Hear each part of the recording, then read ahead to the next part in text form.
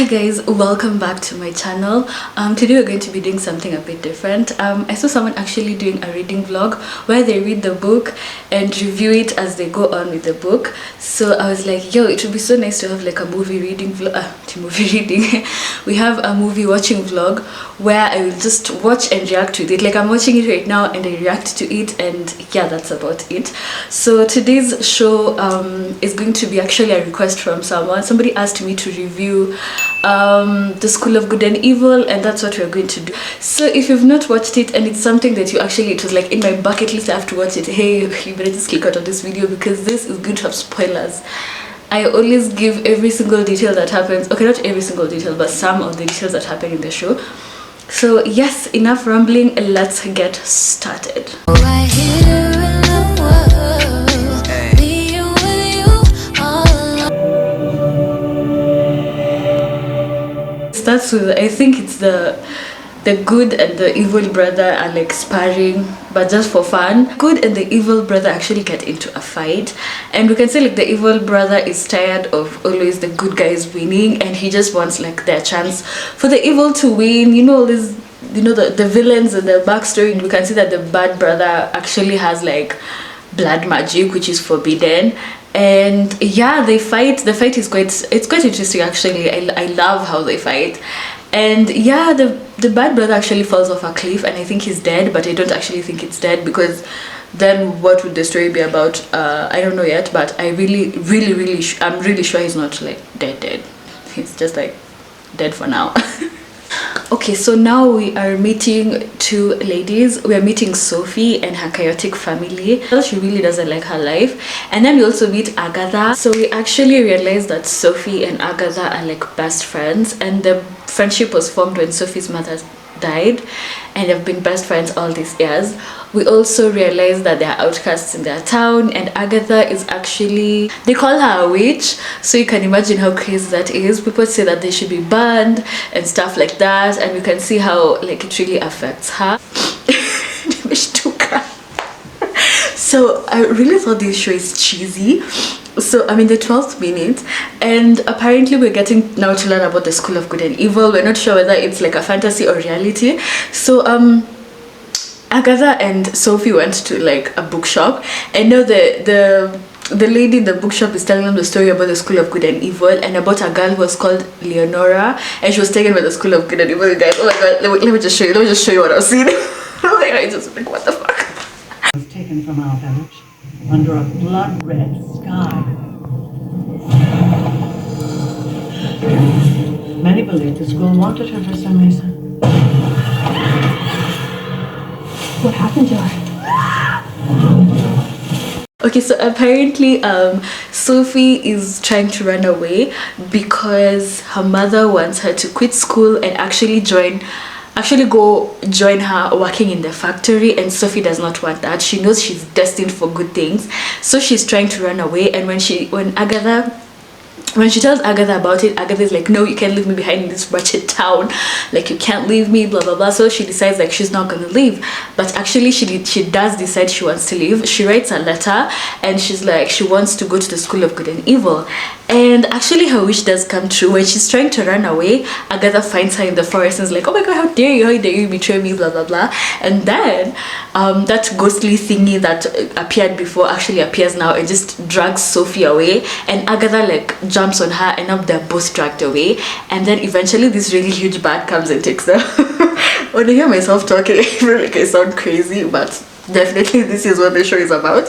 So a really huge bad comes and takes them, and they are swept off into another land, and we actually get to see that Agatha actually goes to the School of Good, and that's where Sophie wanted to go. And Sophie gets dropped off at the School of Evil, and then she's like screaming for help because this is not what she wanted. And then she's like meeting really freaky people, like this guy who's like, can I touch your hair? Like, oh my gosh, it looks like cakes, Ginny Nini. And then she's so freaked out, so she's like trying to run away. And then she meets these guys with like fox or wolf faces, and she's like, no, what the hell? So when Agatha woke up, you know, she went to the School of Good. So she like goes so she like wakes up, and then like a really tiny fairy wakes up next to her and she just slaps it away. Okay, can someone tell me why these fishes okay, they're so hostile? They're like this tiny, but Jesus, they're so hostile. You know, they say about short people. And Agatha actually wanted to go to the school of evil that she can like help her friend, and that's when the fairies like forcefully whisked her away. Man, those fairies are hostile. I'm like, Jesus Christ. Okay.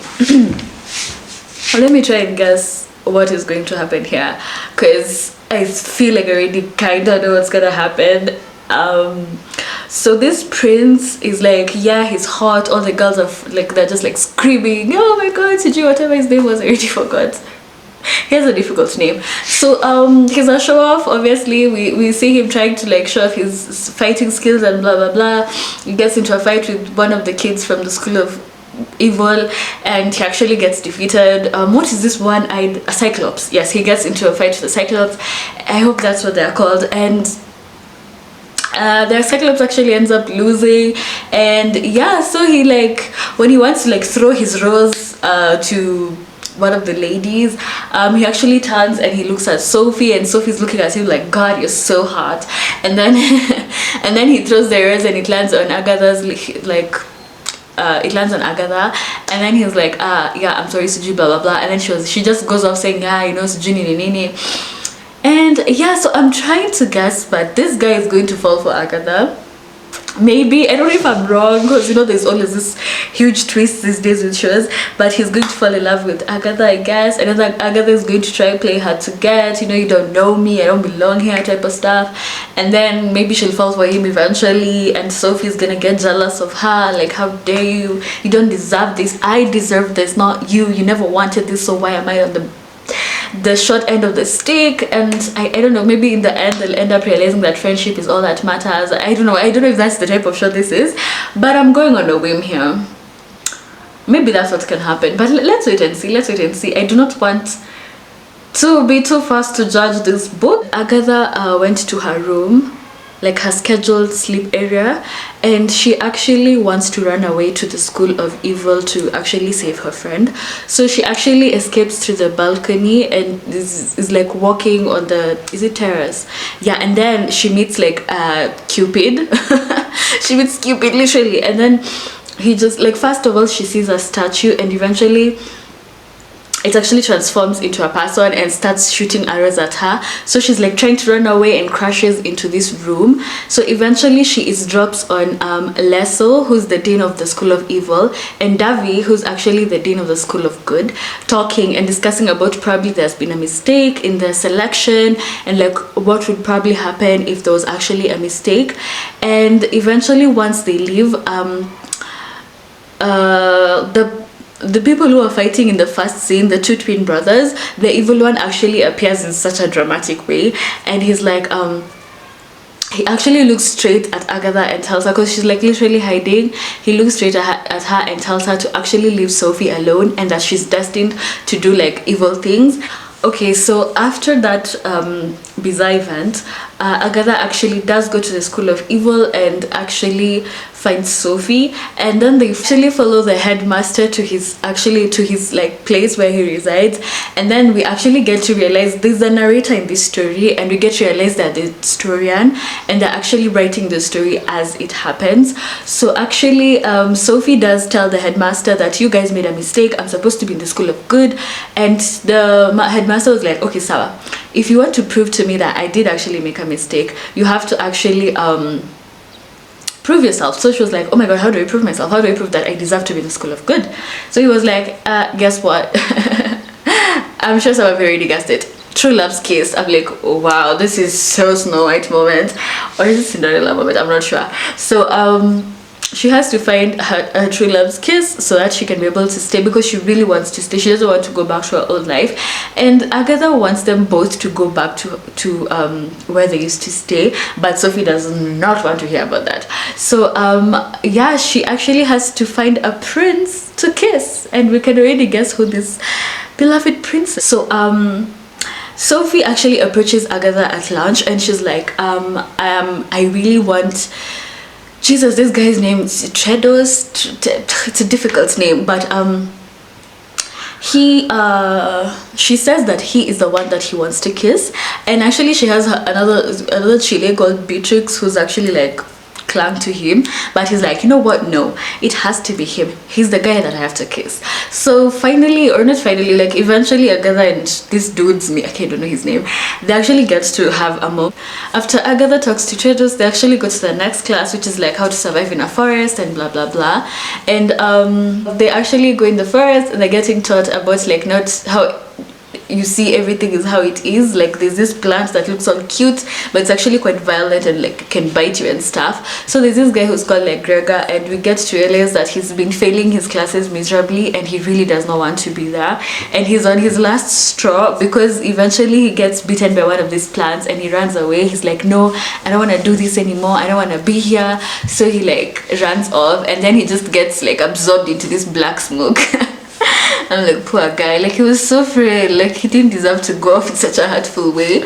And Agatha actually followed him and she witnessed all of that. So we actually go to the School of Evil, and they're actually being taught by their principal, not principal, their Dean Leso, and they're having a class where they're like showcasing their powers. So Hester actually challenges Sophie because she's so tired of Sophie, and he's like, she challenges her and like this dragon just comes out of her neck and starts attacking Sophie. So the dean is like, use your powers, use your talents, and she's like, I don't know what they are. And then somebody's like, oh, summon your squirrels, because she said like she used to summon squirrels or stuff. I don't know. And then like this bunch of bees come through the window and attack this tiny dragon, and actually it really overpowers Hester's dragon. And the dean was like, you know, you're not allowed to kill anyone until after graduation because it's illegal. So it's illegal until after graduation. So she like stops the bees from attacking the tiny dragon, and eventually we get to see that the bees like morph into the evil twin. He's called Raphael, and he's like, you're doing a good job, Sophie. So like it alternates between the School of Good and the School of Evil. So now we're in the School of Good, and they were having a class about getting your wishes and stuff like that. So the Dean Davy actually summons like the wishing fish, and if you put your hand into the water, you actually get to like whatever your heart desires most, you actually get to see it. So the first two girls who actually go to see their wishes, they just see like the guys that they crush on and them being like together and stuff like that. So Agatha is called up, and she's like, you can go and ask for a wish. And she's like, anything? And then she's like, anything your heart's desire. Agatha goes and puts her hand into the river, or is it a lake, into the water body, and she's like, I wish home for everyone. And the next thing we know, the water starts rising up, and then a small girl comes out of the water, and then it's like, it's been 100 years since I failed, and you're the first person to wish freedom for me. So she actually sets that girl free. I was like, yo, that is crazy. And then the next thing we know, this really giant bird comes, and it's like, it comes and lands up where they are, and then it's like, and then Agatha actually recognized that it was his friend Gregor, who the Gregor, the guy who was actually like, he failed 3 times and then he just like disappeared in a cloud of smoke. And she was like, if I can help you, I can help you, and da da da. And then the next thing you know, Tredos, or whatever his name is, actually just like throws his sword at the bird, and it just like dies. And then she's so mad, she punches him in the face, like, like, how dare you? And then he's so confused because, like, you know, he was expecting to be like, oh my god, you saved my life, but he got punched. Okay, so Sophie has gone bad, okay. I have to say her fashion sense is immaculate. So like, while everyone is just getting like their powers activated, she just walks in and like walks. The way she walks actually to me is kind of funny, but I don't know. So she just walks and she's like, yeah, can you activate my powers for me?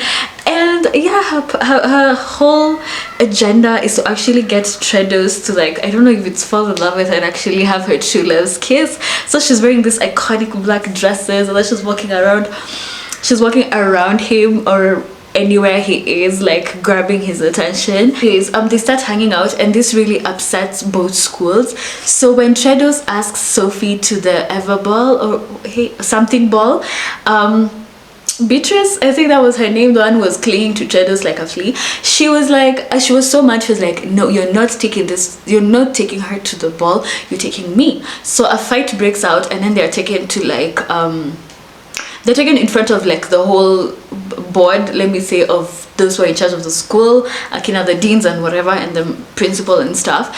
And they're like, no, good and evil cannot date, it's prohibited. But the principal is like, okay, if they can prove their love for each other, then we can go ahead. And then they're like, okay, so how can we do this? And they're like, drum rolls please. It's a trial by tale. So this is whereby they put on opposite ends of the forest, and they're supposed to find each other by dawn. So, and then they're going to like find evil, and they have to fight against this evil. And if they do find each other by dawn, that means their love was meant to be. And if they don't, then it wasn't, and they're not supposed to get anyhow. Sophie actually feels so betrayed by Agatha, so she locks herself in her room. But Agatha does write her a letter and telling her that she's very sorry for what she did, and she actually really felt touched by the letter. But actually Rafal visits her and corrupts her mind, and she eventually feels like so betrayed. So Rafal actually gives her blood magic and tells her to like embrace who she is and to stop hiding who she is. And yeah, eventually we actually get to realize that Dinglaso was actually Leonora, who was actually kidnapped in the first part, and she was actually trying to prove herself to Rafal that she's evil, but she wasn't evil enough for him. And so we get to realize that Sophie is just turning into an evil person, and she has completely transformed. She looks like those witches, you know, those witches in the shows that we watch with the long nose and those who fly in brooms. Yeah. When I look at her, she reminds me of those witches. I don't mean it in a bad way, but she does. Yo, Sophie is like aging at like 10 years per second. It's wow, she literally looks like a witch at this point. And she's been saving apparently. And the craziest thing is Aki Tedros, I just can't stand him at this point. Like, don't just changes his mind so quickly. Like right now he just professed his love to Agatha, and he was like, Agatha, you are my true love and I love you. And Agatha is like, my god, such a bro. Agatha is just like, yo, I look up to her, because she was like, yo, this is wrong timing, like why are you telling me this right now? It's like, no, I love you, you're my true love. And Sophie walks in all like aged and stuff, and she's like, oh my god, Tedros, you broke your promise to me, you're the one who's supposed to take me to the Everball, remember? And he's like, no, I'm here with Agatha. And he's like, no, what? I'm not here with him. Like, what's wrong with you? Shut up. You're ruining the moment. How the roles have reversed. Like the good are now the evil, and the evil are now the good. So now like they're fighting, but this fight scene has got me in a trance. Like I feel so wowed for some reason. I feel so wowed. Okay, plot twist. So apparently Rafal was actually the school's principal. So he actually, we came to realize, like initially when he thought like the good brother killed the bad brother, apparently no, the bad brother did end up killing the good brother in the beginning. And then he took over and pretended to be the principal for all this time, just corrupting the system, and nobody even realized it. And we actually came to realize that he was actually looking for his true love, and he was looking for it in Sophie. So he was like, we need to like kiss because you're my true love, and actually just accomplish what we've always wanted, for evil to rule, blah blah blah. So they actually end up kissing. I'm like, I thought she was going to be like fool him into kissing and actually not go through with it, but they actually ended up kissing. And now Sophie's like, oh my god, what have I done? Like, what did you expect? And oh my god, they're all my friends, like Sujini and Nini. Then Rafal is like, we need to start a clean slate, we need to get rid of everyone and just start afresh.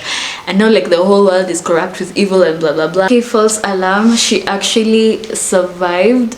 Like we thought she died, but Sophie actually survived. And yes, it was actually pretty interesting. The part that made me laugh was that pen just like rose up and started writing again as if it just didn't just kill someone. But anyways, I came to realize my camera wasn't recording for like a really long time, but that's okay. So yes, Sophie actually ends up surviving, and they ended up killing Rafal. Actually, why do I keep calling her Daphne? Agatha actually did manage to kill Rafal, and yeah, they the school was able to find a balance. The good and evil were able to mingle, and Agatha and Sophie went back to their home. And before they left, Agatha actually did make out, like she kissed Tedros. And I don't know, I didn't feel a connection between Agatha and Tedros. I personally felt Tedros and Sophie had more of a connection. I don't know whether it's just me, but I feel that way. I don't know, it's maybe just me. And yeah, and from the ending, I think there's going to be another part. I don't know, I think so. The cliffhanger in the ending where like there's a nini, what is it called, a vault, let me say, that opens, and then an arrow shoots through, and you can hear like Tedros saying, "I need you, Agatha." Like, Jesus Christ, I don't feel the connection between them. And then a knife just shoots, like it just comes out from where same place, hits where the arrow hits on a tree. So I think there's going to be another part. Yeah, actually I know there's going to be another part, but I have to say this was a pretty interesting watch. I thought I wouldn't like it. I thought it was just lovey-dovey cliche shows, but it wasn't that bad. It was quite enjoyable and I really liked it. So yeah, thank you for the recommendation, and I will see you guys on my next review. My camera battery is actually about to die, that's why I'm rushing through this, and I will see you on my next review. If you enjoyed this movie watching vlog, please comment down below and I will do a lot more of this. And yes, please do take care of yourselves and happy watching, and I will see you on my next review. Don't forget to subscribe. But recently I just